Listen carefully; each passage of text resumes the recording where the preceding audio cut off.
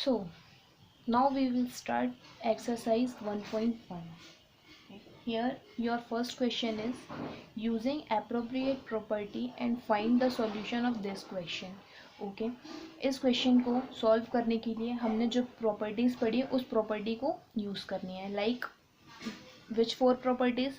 Closure, associative, commutative and distributive. Okay, we will start from here. Okay, first of all we can see that this is a pair and this pair, this is separate. ये multiply, ये A B ये multiply के साथ एक pair हुआ, फिर plus से separate. अब इसके साथ कुछ नहीं है मल्टीप्लाई में, तो ये अकेला हुआ. और दूसरा पेयर क्या हो गया? 3/5 मल्टीप्लाई 1/6. ये हो गया कौन सा? दूसरा पेयर. सबसे पहले हम इसको क्या कर लेते हैं? एसोसिएट प्रॉपर्टी से. एसोसिएट से क्या करते हैं? एसोसिएटिव प्रॉपर्टी में फर्स्ट ऑफ ऑल सबसे पहले लिखा हमने 2/3 मल्टीप्लाई 3/5.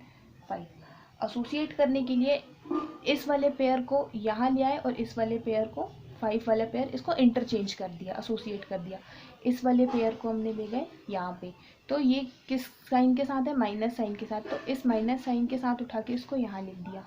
-3/5 मल्टीप्लाई 1/6 ये लिख दिया. अब हमारे पास क्या बचा? +5/2 बचा. तो +5/2 एज इट इज़ हमने यहाँ लिख दिया. ये चेंज कर दिया. ये प्रॉपर्टी कौन सी होती है हमारी? प्रॉपर्टी लिखना बहुत इंपॉर्टेंट है. By associative. ठीक है, associativity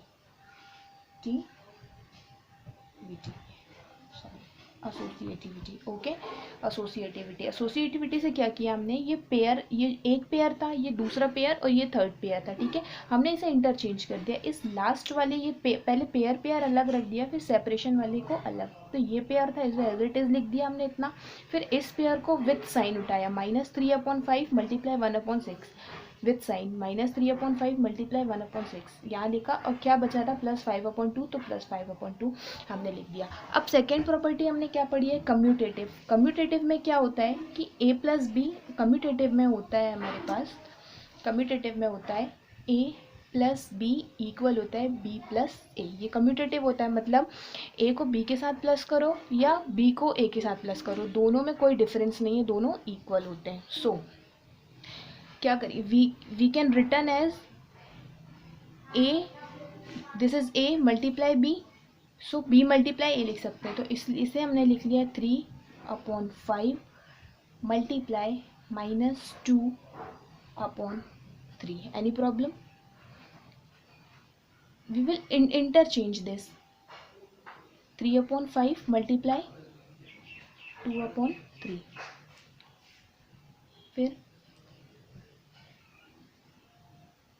this is 3/5 multiply 1/6 plus 5/2. ये सेम लिख दिया. यहाँ पे हमने कौन सी प्रॉपर्टी यूज़ की इसको चेंज करने के लिए? इसे आगे लिख दिया, इसे पीछे लिख दिया. तो ये होती है कम्यूटेटिव प्रॉपर्टी. तो यहाँ लिख दिया हमने बाय कम्यूटेटिविटी प्रॉपर्टी. ओके,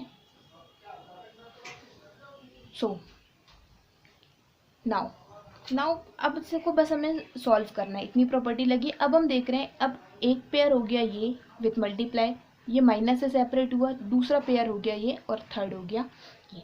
अब इन दोनों पेयर में we can see that 3/5 and 3/5 is common.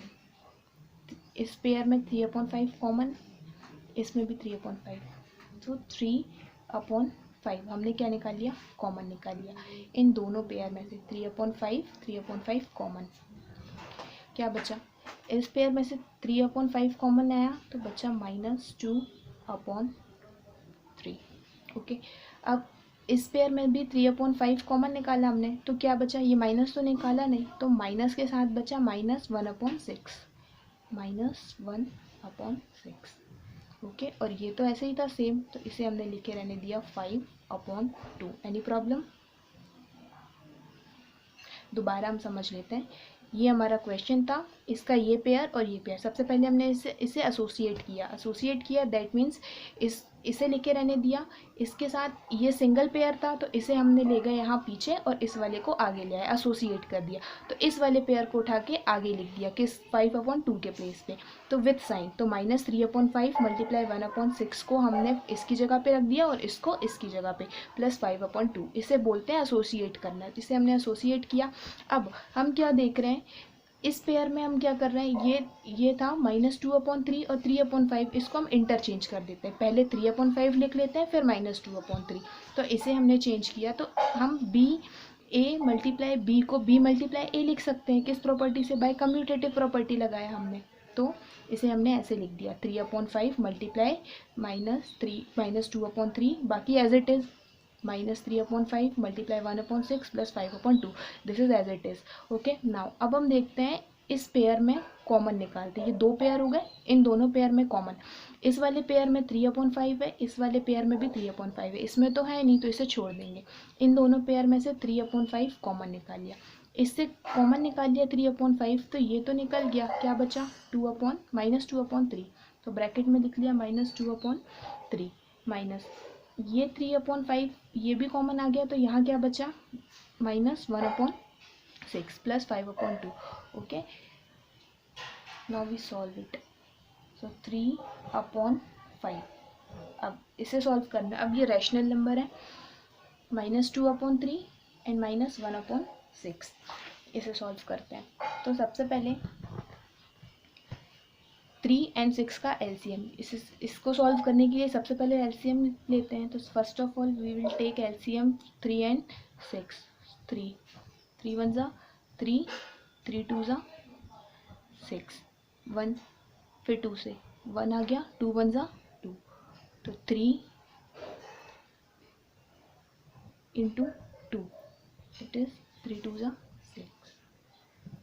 LCM कितना आ गया 6। अब क्या करेंगे, इस 6 में से इस 3 को डिवाइड कर देंगे, दैट मीन्स 6 डिवाइडेड बाय 3, 3 1 ज़ा 3, 3 2 ज़ा 6, वी गेट 2। और इस 2 का मल्टीप्लाई हम कर देंगे न्यूमरेटर ऊपर, ठीक है। फिर सेम 6 को 6 से डिवाइड करेंगे, कितने टाइम जाएगा 1 टाइम, और उस 1 टाइम को ऊपर 1 से डिवाइड कर देंगे। तो यहाँ कितना हो गया 4 हो गया, 2 2 ज़ा 4, तो दैट इज़ -4, बीच में माइनस साइन था, -1 1 ज़ा 1। फिर से समझ लेते हैं, ये दोनों में डिनोमिनेटर है। सबसे पहले डिनोमिनेटर, इसको सॉल्व करने के लिए हम क्या करते हैं, सबसे पहले डिनोमिनेटर का एलसीएम लेते हैं। डिनोमिनेटर में क्या है 3 and 6, 3 and 6 का एलसीएम जो आ गया 6 आ गया, 6 आ गया। अब 6 को हम डिनोमिनेटर का लिए थे तो डिनोमिनेटर में लिखा। अब उसके बाद की प्रोसेस होती है कि इस एलसीएम से एक एक करके दोनों के डिनोमिनेटर को डिवाइड करते हैं। तो सबसे पहले इस 6 में से 3 को डिवाइड करोगे, कितने टाइम जाएगा 2 टाइम, तो जो 2 टाइम आता है उसको ऊपर हम मल्टीप्लाई कर देते हैं, ठीक है। आप 6 को 3 से डिवाइड करोगे तो 3 2 ज़ा 6, और जो 2 टाइम आता है उसको ऊपर मल्टीप्लाई कर देते हैं। सेम ऐसे ही 6 को 6 से डिवाइड करोगे 1 टाइम में जाएगा, और उस 1 टाइम का ऊपर 1 पे मल्टीप्लाई करना है। नाउ 2 2 ज़ा 4 with sign minus, and here is minus, 1 1 ज़ा 1। ओके, और ये तो सेम चल रहा है 5/2, इसमें कुछ नहीं करना है। फिर 3/5, ये क्या हो गया माइनस माइनस प्लस, तो minus minus plus, -4 -1 -5/6 plus 5/2। Okay, so we can return as 3/5 multiply -5/6, okay, plus 5/2। Okay, 3 1 ज़ा 3, 3 2 ज़ा 6। नाउ अब मल्टीप्लाई डायरेक्ट होता है आमने सामने, 1 का मल्टीप्लाई -5 में होगा तो -5 1 ज़ा -5/2, 5 का 2 में होगा 5 2 ज़ा 10, 5 2 ज़ा 10 प्लस 5/2। अब नाउ 5 1 ज़ा 5, 5 2 ज़ा 10, तो आंसर आ गया। तो क्या बचा, ऊपर आया 1, नीचे 2 प्लस 5/2। हेयर यहाँ दोनों के डिनोमिनेटर में 2 है, तो एलसीएम क्या आ गया 2। अब दोनों का जब डिनोमिनेटर सेम रहता है तो ऊपर के डिजिट एज इट इज़ उतार देते हैं, जैसे -1 + 5, -1 + 5, प्लस माइनस माइनस 5 में से 1 गया, 1 - 4/2, 2 1 ज़ा 2, 2 2 ज़ा 4, that is 2. So here 2 is a answer. Okay, 2 is a answer.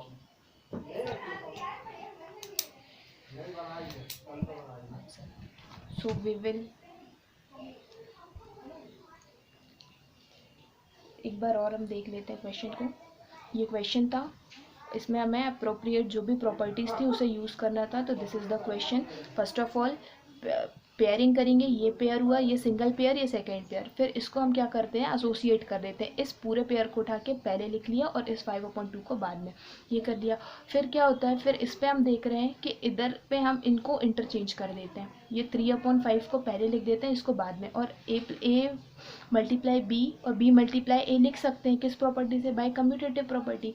तो हमने लिख लिया 3/5 को पहले लिख लिया और -2/3 को बाद में लिख लिया, बाकी सब एज इट इज़ लिख दिया। अब उसके बाद हम देखते हैं कॉमन क्या क्या है। इसमें भी 3/5 है, इस पेयर में भी है, और ये सिंगल है तो इसके साथ नहीं करेंगे, इन दोनों में से 3/5 कॉमन ले लिया। क्या बचा, यहाँ बचा -2/3, तो ब्रैकेट में -2/3, इससे 3/5 बाहर निकाला तो 1/6 बचा, -1/6, और 5/2 को वैसे ही एज इट इज़ लिखने दिए। अब इसे एज इट इज़ रखा। अब फर्स्ट पहले हम ब्रैकेट सॉल्व करते हैं। ब्रैकेट सॉल्व करने के लिए सबसे पहले हम क्या करेंगे, डिनोमिनेटर में जो नंबर्स हैं उनका एलसीएम लेंगे। तो डिनोमिनेटर 3 और 6, 3 और 6 का जो एलसीएम आता है, हमने निकाला, एलसीएम आया 6, तो 6। इसके बाद हमारा सेकेंड स्टेप होता है कि डिनोमिनेटर से डिनोमिनेटर को डिवाइड करते हैं। दैट मीन्स 6 को 3 से हम डिवाइड करेंगे तो कितने टाइम जाएगा, 2 टाइम्स। जो तो 2 टाइम्स जो आता है उसको न्यूमरेटर में मल्टीप्लाई कर देते हैं, तो ऊपर मल्टीप्लाई कर दिया। सेम एज नीचे 6 को 6 से डिवाइड किया, 1 टाइम जाएगा तो ऊपर 1 का मल्टीप्लाई। ओके, तो 2 2 ज़ा 4, माइनस साइन माइनस, 1 1 ज़ा 1, सेम। नाउ इसे एज इट इज़ लिख दिया 3/5। अब ये माइनस माइनस होता है प्लस, 4 + 1 5, 5/6, ये सेम। अब ये दोनों, अब इनके बीच में कोई साइन नहीं है, दैट मीन्स ये मल्टीप्लाई में है। तो मल्टीप्लाई में क्या हो जाएगा, 3 1 ज़ा 3, 3 2 ज़ा 6, 3 1 ज़ा 3, 3 2 ज़ा 6। क्या बचा यहाँ पे, 5 मल्टीप्लाई -1, तो 5 का मल्टीप्लाई 1 में होगा तो -1, और यहाँ पे 2 हो गया, 5 का मल्टीप्लाई 2 में होगा तो 10, और अगेन यहाँ पे आ गया 5/2। सेम क्या हो गया यहाँ पे, 5 1 ज़ा 5, 5 2 ज़ा 10, ये भी हो गया। यहाँ पे क्या हो गया, 1, 5/10 की जगह में क्या हो गया, 1/2। माइनस साइन को वैसे ही लेके चलना है, -1/2 प्लस ये 5/2। अब हम देखते हैं, अब इसे फिर से सॉल्व करना पड़ेगा। तो दोनों के डिनोमिनेटर में क्या है, 2, तो दोनों के डिनोमिनेटर में अगर 2 है तो एलसीएम भी इसका 2 आएगा। अब अगर सेम होते हैं तो ऊपर के numbers as it is, multiply नहीं करके हम उनको सिंपल लिख लेते हैं। तो ये हो गया -1 + 5। कब, जब दोनों के डिनोमिनेटर सेम हो तब हम ऊपर के नंबर एज इट इज़ उतार लेते हैं। सो -1 और +5, -1 + 5 कितना हुआ, 4, 4/2, तो 4 1 ज़ा, इसे कट करेंगे 4 से, तो 2 1 ज़ा 2, 2 2 ज़ा 4, तो आंसर कितना आ रहा है हमारा, 2/1, दैट मीन्स 2। तो this is the solution of this question, और यूजिंग अप्रोप्रिएट प्रॉपर्टी, और ये प्रॉपर्टीज लिखना बहुत इंपॉर्टेंट है। So this is the solution.